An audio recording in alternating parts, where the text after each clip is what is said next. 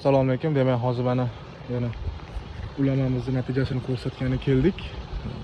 Ravshan akam ulaganda, esingizda bo'lsa, mart oyining 5 yoki 8-mart edi, aniq esimda yo'q.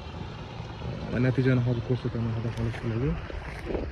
Mana Ravshan akam ulab ketgan daraxtda bugungi kundagi holati, ya'ni sortni xudo xolasa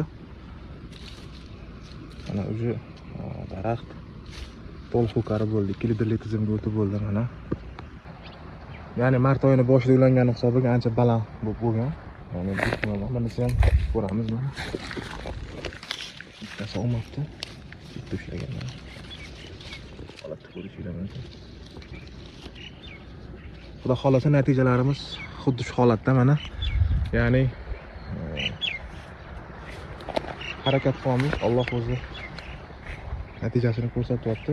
Mana daraxt menimcha qo'zg'almasa kerak, chunki qo'zg'almaydi, qurib qolibdi. Ya'ni hal etganimda 22-iyungacha nima bo'lsa bu bo'ladi. Ko'karadigan daraxt ko'karib bo'ladi. Ko'kara olmaydigan daraxt ko'kara olmay qolib ketadi. Bunda. Bunda endi boshlayapti mana, bu ko'karib ketadi xudo xolasa. Atrofiga tegmay turaman, chunki soya kerak.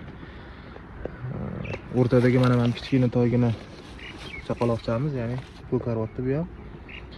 Yaxshi chiqib olish kerak, salqin bo'lib tursa, ko'karish osonroq, foizi ko'proq bo'ladi. Endi buni ko'rsataylik chiqadi. Bunda nimadir zarar yetkazibdi. Qurib qolgan. Xo'p, ishilib ko'ramiz ichini. Yo'q, ichida suv bor. Ichida suv turibdi. Tegmay turamiz, balki ko'karib ketadi. Tak, bu yerda 1 2 3 4 5 6 7 8 9 11-daraxtni Xudo xolasa yana holati nima bo'lishini ko'ramiz, kuzatamiz. Demak, bunisi